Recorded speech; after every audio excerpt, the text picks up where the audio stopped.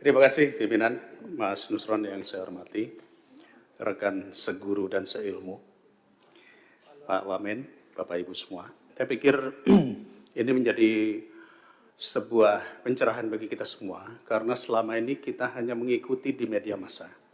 Kita mengikuti apa yang terjadi di Komisi 4 kemarin, ribut-ribut, dan tentu kami mengatakan ini akan sampai pula ke Komisi 2.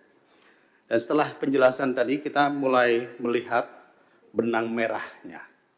Kalau saya perhatikan, benang merah ini berasal dari usulan desa. Dan saat ini kepala desa itu sudah dipanggil kejaksaan, kalau saya tidak salah ya, terutama yang Kohot. Agak unik ini, karena desa Kohot ini hampir mayoritas 263 bidang, 390 hektar ada di situ. Di desa lain malah tidak ada, hanya ada mungkin satu desa yang 3 bidang gitu ya. Nah, pertanyaan saya yang terbesar adalah kenapa desa Kohot? Kenapa harus di situ yang paling banyak? Padahal kalau kita lihat perluasan PSN tadi malah tidak ada sama sekali. Lalu kenapa pemerintah daerah, terutama dalam hal ini adalah Kabupaten Tangerang, dengan mudah membuat RT RW ataupun tata ruangnya tanpa melakukan pemantauan secara khusus? Saya mengapresiasi yang disampaikan Mas Menteri tadi, bahwa ini ada oknum ATR yang bersalah dan sudah dilakukan penindakan. Saya pikir ini sangat bagus karena jadi tidak melebar kemana-mana. Kita tahu bahwa usulan-usulan di bawah sekian ribu meter itu adalah di level kantah. Artinya ini sudah diselesaikan, oknum-oknum itu harus ditindak. Tentu harus melalui proses jalur hukum. Nah, tetapi sekali lagi saya masih bingung, Pak Nusron ya, kenapa desa Kohot paling banyak dibanding dengan desa lain? Ya, bahkan saya dengar katanya kepala desanya naik Rubicon. Kami aja belum tentu kebeli di sini.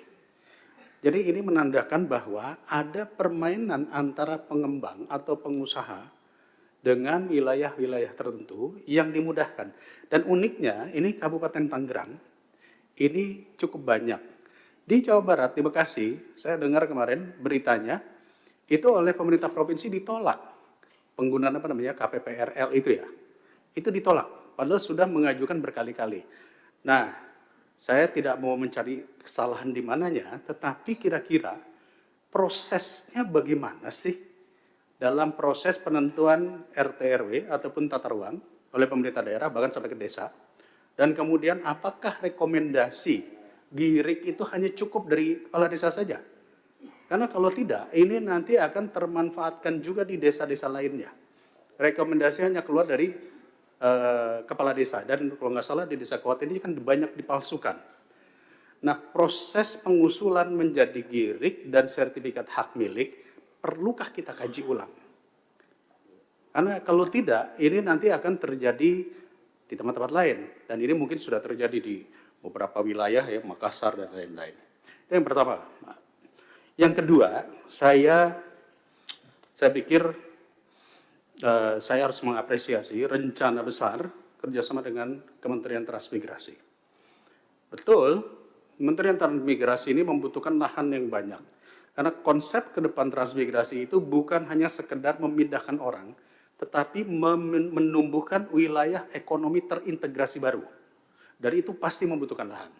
Jadi jangan hanya memindahkan ke satu titik, setelah 2 tahun selesai, malah setelah jadi HGU atau HGB itu dijual kepada perkebunan. Kita harus jelas ketika memindahkan atau mengembangkan daerah strategis ekonomi yang baru, itu bidangnya apa? Apakah perkebunan, apakah sentra budidaya atau yang lain, itu harus terintegrasi. Jadi saya pikir saya harus memberikan apresiasi kepada Mas Menteri, dan ini perlu ditambahkan kembali. 30% untuk HGU yang perpanjangan saya sangat setuju sekali, sepakat sekali, dan plasma harus dihidupkan. Dan yang terakhir mungkin saya harus menyampaikan,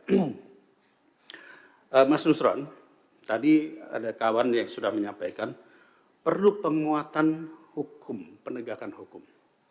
Kalau kita perhatikan di sini dari kedirjenan, memang belum ada dirjen gakum, ya, atau deputi penindakan. Dulu ketika saya di Komisi 9, saya pernah mengusulkan agar Badan POM itu punya deputi penindakan. Kenapa? Begini, hampir 40% permasalahan perdata di Mahkamah Agung itu adalah kasus sengketa tanah. Dan kadang-kadang berproses panjang sekali. Saya coba mereview, perlukah ada pengadilan agraria? Nah, kalau ada pengadilan agraria, maka menambah beban tentunya untuk pembentukan lembaga baru. Ada usulan yang sebetulnya sederhana, yaitu adanya deputi penindakan di Dirjen Gakum. Sehingga proses sengketa-sengketa tanah itu lebih cepat diprosesnya. Walaupun mungkin ini akan boleh dikatakan ada bias kepentingan, karena banyak yang melakukan sengketa tanah permasalahan ini justru adalah di oknum-oknum ATR BPN. Tetapi saya pikir kalau ini bisa diawasi oleh ombudsman, diawasi oleh KPK dan lain-lain, ini saya pikir ini akan menjadi kuat sekali. Jadi ini harapan saya, Mas Nusron, bahwa permasalahan ini benar-benar kita kawal jangan sampai terulang lagi. Dan apa yang sudah dilakukan saat ini adalah HGB itu dicabut, tolong diperiksa lagi masih ada lagi nggak di tempat lain. Mungkin di belahan wilayah yang mana. Dan menurut saya ini menjadi hal isu yang penting karena salah satu penggunaan sertifikat HGB itu adalah untuk minjem uang ke bank. Dan kita tahu banyak yang memiliki HGB ribuan hektar yang mungkin tadi belum tentu dikerjakan, hanya ditaruh di perbankan. Jadi boleh saja nanti silakan dengan Komisi 11 kita nanti melakukan diskusi unik terkait masalah equity tadi, ya. Nah, kembali ke masalah Pak Daud ini. Pak Nusron tadi sudah menyampaikan ada sekian jenis, ada sekian nama perusahaan. Apakah perusahaan-perusahaan ini sudah pernah dipanggil untuk ditanyai secara langsung? Apakah itu kewenangan Kementerian ATR atau itu kewenangan penegakan hukum? Jadi saya mohon agar kita tidak simpang siur, nanti dipersalahkan ini, dipersalahkan ini. Kita langsung fokus. Yang mengusulkan perusahaan-perusahaan itu, apakah sudah pernah dipanggil oleh ATR BPN, dan kemudian apa yang akan dilakukan kepada perusahaan-perusahaan yang mengusulkan. Mungkin itu dari saya, terima kasih, saya kembalikan kepada Ketua. Assalamualaikum warahmatullahi wabarakatuh.